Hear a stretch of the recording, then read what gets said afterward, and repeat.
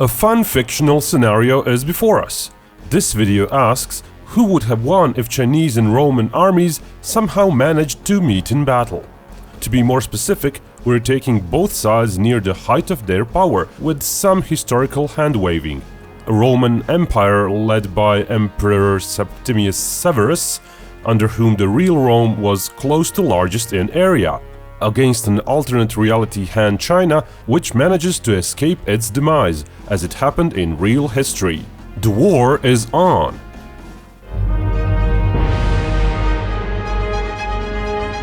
So this fictional scenario asks, who would have won had Chinese and Roman armies somehow managed to meet in battle? In this instance, we assume the imperial chancellor of China of that time, Cao Cao, had managed to unite the country and prevent Han China from dissolving into the war-torn period of the Three Kingdoms. United under one banner, the might of Han China little after year 200 would have been quite something, rivaling the Roman Empire in most terms. First contact between the two in a real timeline was between 3rd and 2nd century BC, by various individuals doing trade, using Silk Road and its maritime counterpart, through the Canal of Pharaohs. Actual Roman embassy in China was established mid-2nd century AD. Thus the year 210 AD becomes our moment this fantasy conflict starts. So what would have to happen for the two powerhouses to actually physically meet? The distance is considerable. Throughout history, Rome was known to use fleets of hundreds of ships at a time. Time to build them also wasn't that demanding. In some instances, fleets of over 100 ships were constructed in mere months. Roman ships were also bigger on average, and Rome would have had several hundred years worth of experience over Han China. China didn't really start using seagoing vessels in numbers before 2nd century. Their junks had, however, better rigging and were a bit more suitable to long voyages. Nevertheless, Han China did not upkeep a seagoing navy, nor did they train sailors for combat in numbers. They relied on a reserve force of ships to be used for ferrying troops when needed, not expecting to encounter an actual strong enemy navy at sea. All that being said, the Romans couldn't have invaded China by sea either. While it's plausible a force of several hundred or even 1,000 ships might have been assembled given enough time, the voyage would be so long and so dangerous that a large part of the force would have died en route. Just ensuring there's enough food for all the troops and rowers would be a huge problem for such endeavor.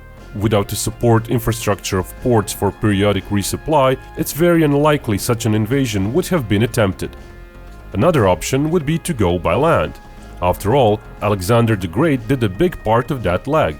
His army actually crossed a much bigger distance within 10 years of his campaigns, though he was going all over the place. If a Roman force was shipped to Damascus, taking several trips if needed, and then went straight ahead to China, they'd need to cross much less area. Feeding an army off the lands and bringing in a constant supply of food wagons was possible, as Alexander did it.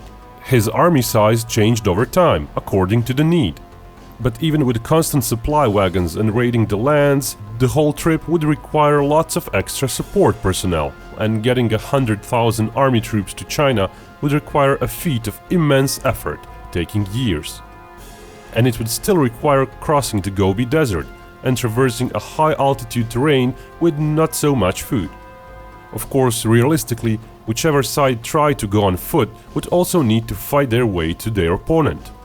Parthian Empire was right in the middle of them, and in reality, in its wars with Rome, it could muster a big fighting force.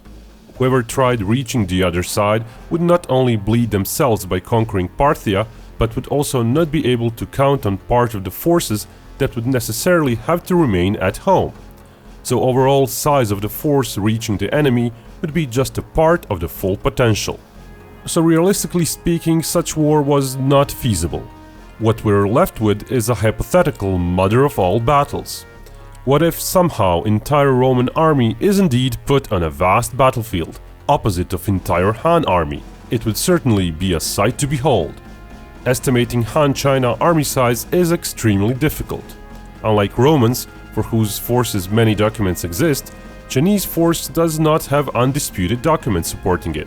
In theory, their force was up to 50% bigger, but that's only by one source, referring to an earlier era army. But would Han China really have so many troops? It's inconclusive. Han Empire did feature a conscript obligation, while Roman legionaries and auxiliaries were a paid volunteer force. Roman troops have enjoyed more combat experience. The conscript obligation also allows for an estimate of the force size. While not all men were always conscripted, it's plausible in the event of such a war that indeed most would have been asked to serve. It is alleged that late Han militia was much more in favor of volunteers, rather than conscripts, possibly lowering their numbers. Assembling armies takes time. If the battle is to take place at once, it's likely Romans would have had more troops. If a year-long prep is allowed, the Chinese might indeed assemble 700,000 in theory. Complete mobilization of population of both empires would likely favor the Chinese. Even though their population is somewhat smaller, they're more homogeneous as an empire. Various conquered Roman regions and slave population would not likely yield as many soldiers. With actual conscription practice added, Chinese might fare somewhat better. But all that complicates matters. More realistically, we'd be looking at 1 million soldiers on the field. It would have to be a huge field. Using previous era more detailed Roman troop levels, we could extrapolate what would Severus's army be like. Chinese numbers are less certain and estimated from military storages and alleged ratios of cavalry to archers to infantry from earlier Han era. Commanding such huge numbers would be very hard. The Chinese hold a little bit of an edge there, as their commanders did on occasion command armies with over 100,000 troops. Biggest Roman formation in a single battle numbered 86,000. While the Chinese could have fielded a larger army, their forces would be less trained and with less experience. Average Roman soldier had plenty of actual battle experience. Great majority of Chinese troops had far less experience. Roman auxiliary troops were equally hardened, though they weren't Roman citizens and their morale may be questionable at times. While early Han China relied very little on cavalry, by Emperor's Wu reign, cavalry and ranged units became crucial. Allegedly up to half of the army were crossbowmen and archers, and cavalrymen reached over 200,000. Chinese forces by the end of Han era were roughly 1/3 cavalry, 1/3 infantry and 1/3 ranged units. Romans were much more reliant on infantry, with other types playing the role of support.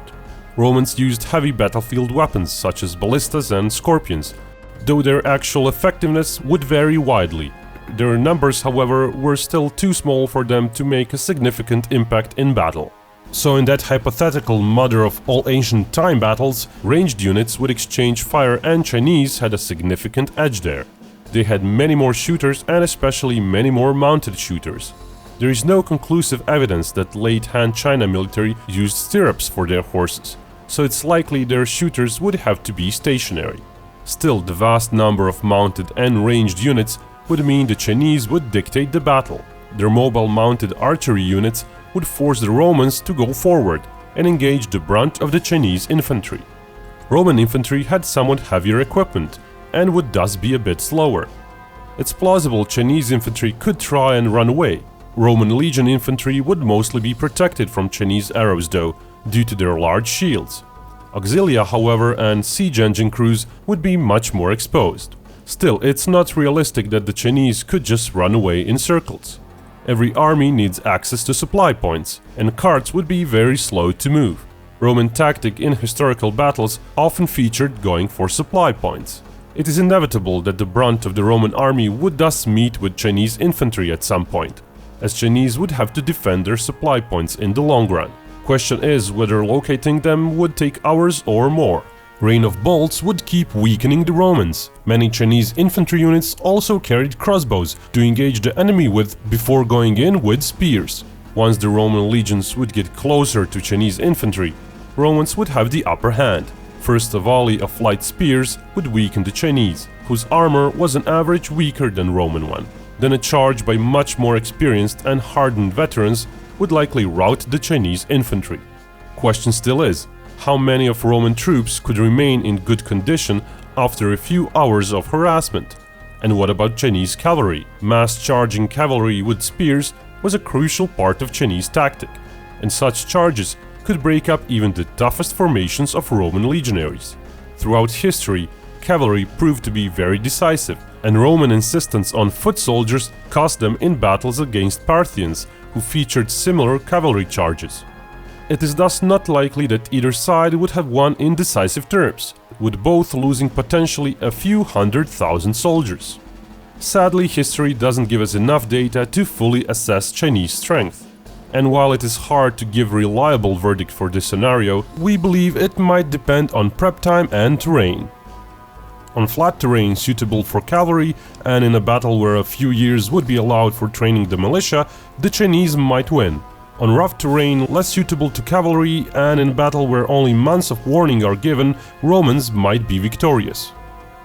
Pressed to give a single winner, the fact that so many details about Chinese forces need to be assumed and estimated, coupled with the need to hand-wave the internal struggle of Chinese warlords, would have Binkov ever so slightly favored the Roman Empire. And remember, Binkov may talk about hypothetical wars, but only real peace can bring us all together.